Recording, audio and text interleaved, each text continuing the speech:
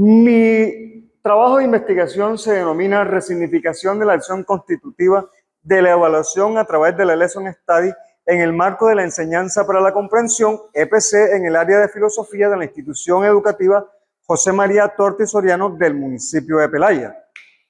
Mi nombre, como ya había dicho anteriormente, John Sierra López, mi asesora Lida Alexandra Izaza Sandoval.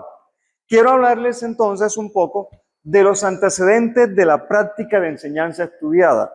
Decirles que inicialmente me recibo en el título profesional de psicólogo en el año 2002 en la Universidad Simón Bolívar de la ciudad de Barranquilla, y entre los años 2003 me vinculo laboralmente con la institución educativa José María Torti Soriano, antiguamente Fundación Jardín Infantil. Entre los años 2005 y 2008 entro a la carrera docente mediante concurso de mérito.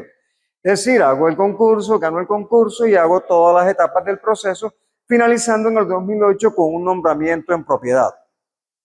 Durante los años 2009 hasta el 2018 estuve trabajando en educación ambiental, fortaleciendo las actividades académicas que tienen que ver con el plan de educación ambiental de la institución denominado PRAE, y estuve trabajando arduamente tratando de fortalecer la educación ambiental.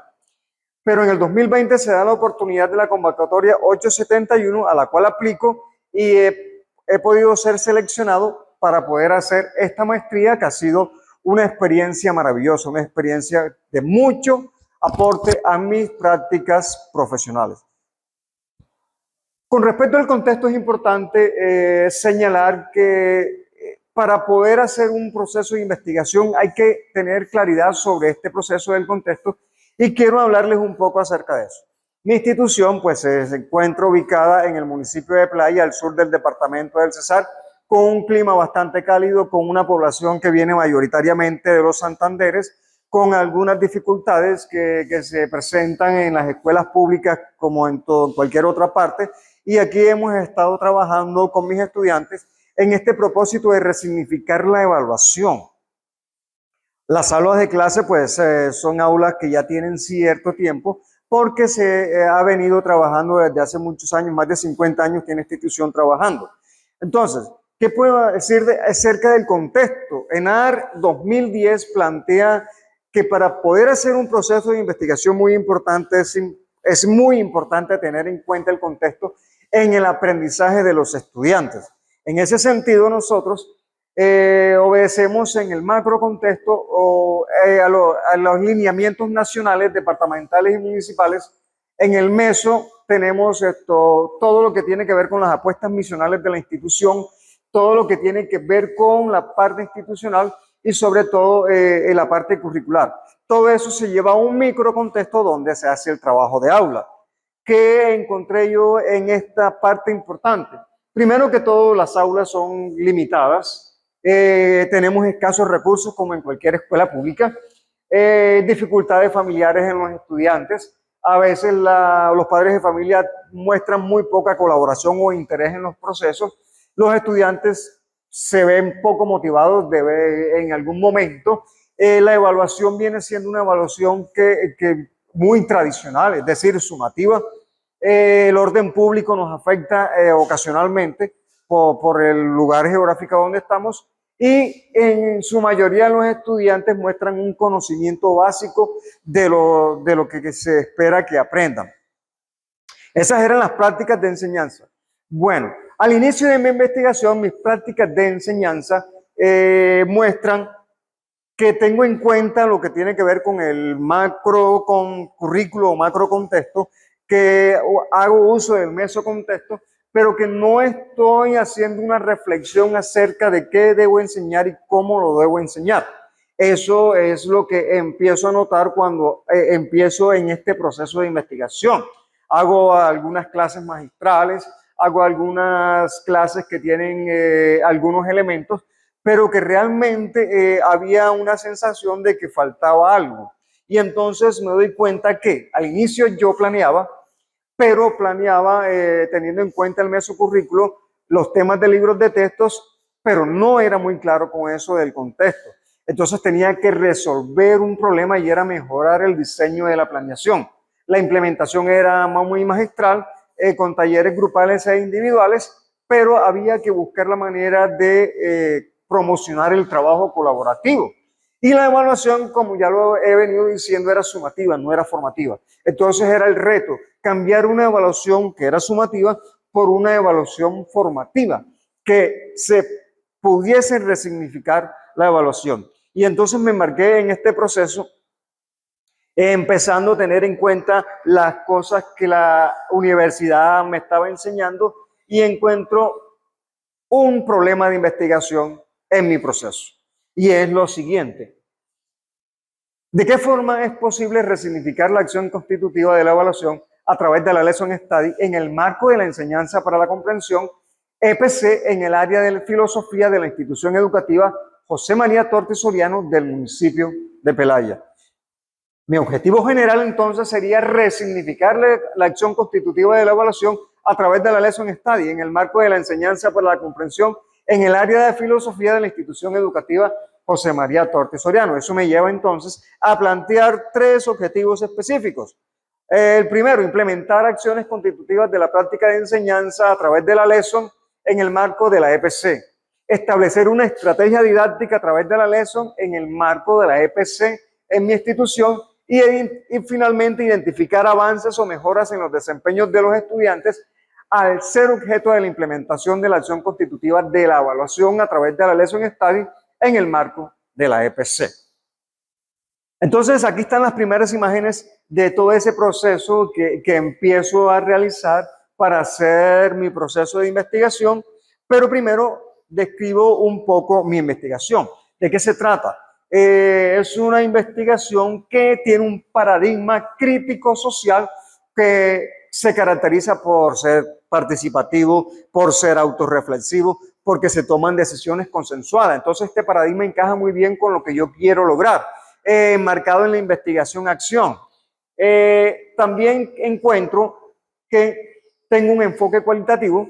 Acá, como tomado de Hernández y Mendoza, tengo un esquema del enfoque cualitativo donde me surge una idea, donde planteo un problema, hago inversión de campo, defino una estrategia para recolectar los datos, los cuales son analizados, interpretados y me permite elaborar un reporte de resultados.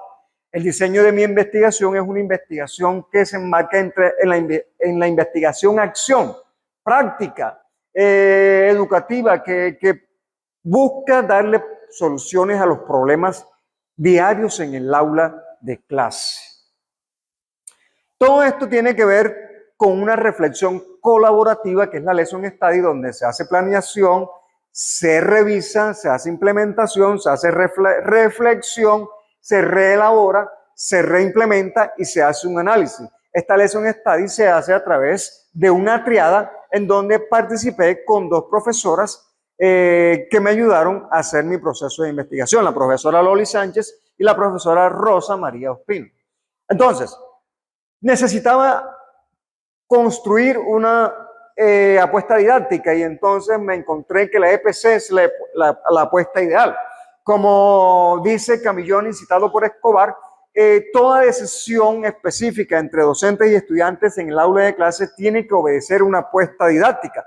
Y entonces acá la enseñanza para la comprensión me permitía generar tópicos generativos, metas de comprensión, desempeños de comprensión y una evaluación diagnóstica continua que era ideal para eso que yo quiero lograr o que quería lograr, que era resignificar la acción constitutiva de la evaluación. Ahora bien, si no tenemos claro cuáles son las técnicas e instrumentos, va a ser difícil llevar a cabo un proceso de investigación. Son vitales, según lo que expresa Hernández y otros en el 2014. Los instrumentos y técnicas son vitales para la recolección. Yo me apoyé entonces en la observación, en el diario de campo, en la Lesson Study como tal, en los formatos ciclos peer para poder analizar esos datos. Aquí puedo mostrarles entonces un poco qué es el formato en donde yo hacía mi reflexión colaborativa con mis compañeras de triada. Acá vemos un diario de campo donde voy empezando a recolectar los datos. Acá podemos ver una acta de conformación de reuniones con mi triada para revisar la planeación, implementación y evaluación. Y acá tengo una matriz de referencia que me ayudó a fortalecer teóricamente en mi investigación. Las categorías de análisis que yo planteo son apriorísticas, planeación, implementación y evaluación.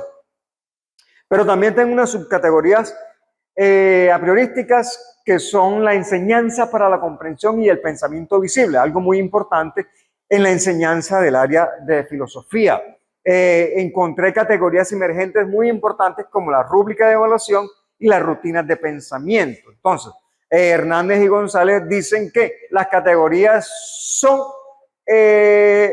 permiten una construcción muy sistemática de los datos obtenidos.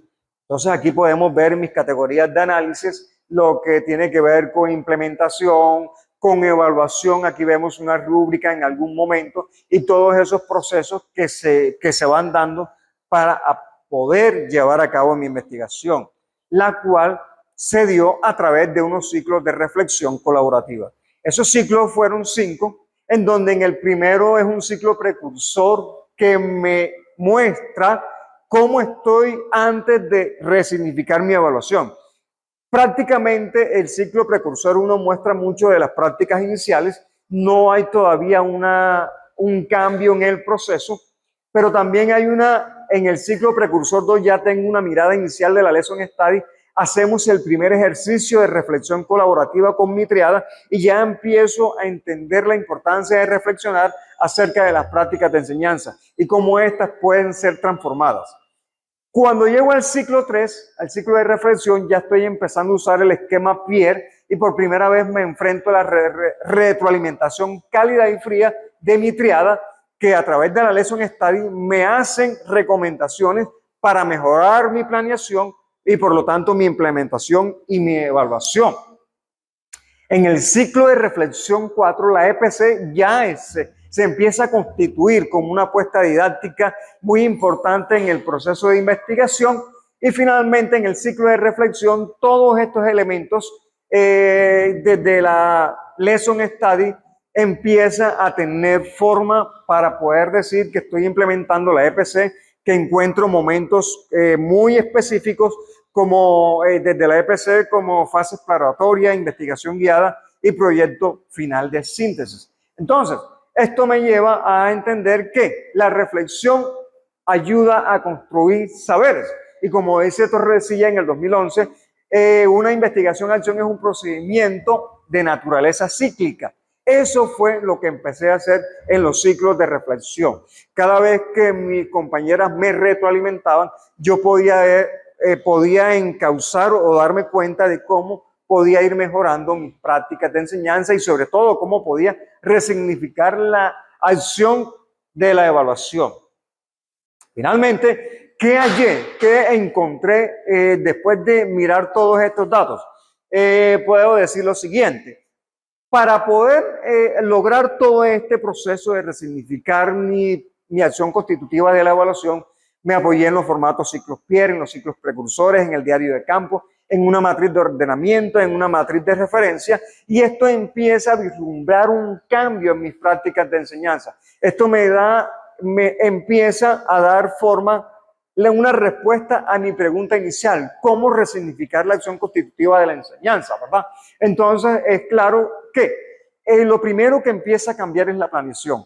Todos los seres humanos planean, toda nuestra vida obedece a un proceso de planeación, pero el maestro más que nadie tiene la obligación de planear porque es una obligación moral. Y entonces lo entendí a través de este proceso. Dentro de los datos encuentro que se fortalece mucho en la planeación. Desde el ciclo 3 encuentro que la planeación empieza a tener ajustes importantes y que la EPC empieza a tener una preponderancia como apuesta didáctica, que la implementación empieza a tener una transformación porque las actividades son bastante amplias, son bastante dinámicas y mis estudiantes comienzan a percibir los procesos de educación a través de este sistema de una manera muy distinta. Encuentro mayor participación de mis estudiantes. Hay momentos específicos, claro está, en donde cada uno de ellos empieza a darle importancia a este proceso. Entonces, los ciclos precursores muestran una evaluación sumativa, pero los ciclos siguientes empiezan a dar muestras de una evaluación formativa. Acá en este primer ciclo precursor, por ejemplo, podemos ver que ni siquiera se mencionaba la evaluación como tal, pero se suponía que estaba implícita en ese proceso. Entonces, como dice Ocampo, la evaluación es fundamental porque promueve acciones de cambio a través de su análisis. Siguiendo con la interpretación de los datos, la autoevaluación y la coevaluación y la heteroevaluación surgen como procesos para reflexionar. Esto apoyado en Cedeño, Espinal y Gigames 2021, y encuentro entonces cómo mis estudiantes empiezan a darle valor a su propia reflexión de lo que hacen a través de una autoevaluación y cómo tienen la oportunidad de hacer coevaluación con sus estudiantes, y eso hace que ellos puedan darse cuenta hasta dónde van sus niveles de proceso, hasta dónde han ido avanzando. Ahora bien, en la interpretación de estos datos también encuentro la opinión de mis estudiantes. Empiezan a darle valor a la rúbrica, por ejemplo. Aquí un estudiante me dice que la rúbrica es buena porque pueden darse su propia nota y pueden obtener un mejor resultado. Otro estudiante dice que le gusta esta metodología porque pueden opinar acerca de su evaluación. Cito textualmente a otro estudiante que dice: la rúbrica es un método de evaluación bueno porque puede el estudiante hacer un proceso interesante y una práctica muy buena. Palabras de mis estudiantes para decir esto. Entonces, desde el primer ciclo precursor hasta el ciclo de reflexión, puedo ver cómo la evaluación empieza a transformarse. Ya no es una evaluación sumativa, sino que el estudiante participa, dialoga con la evaluación, reconoce hasta dónde ha alcanzado, qué nivel ha alcanzado y qué nivel le hace falta por alcanzar en ese proceso de evaluación. La EPC como subcategoría es fundamental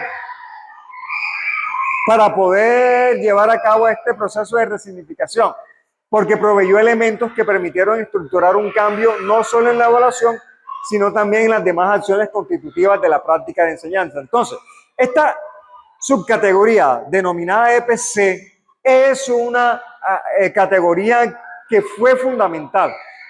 Esta apuesta didáctica, como apuesta didáctica, fue esencial para lograr esa transformación.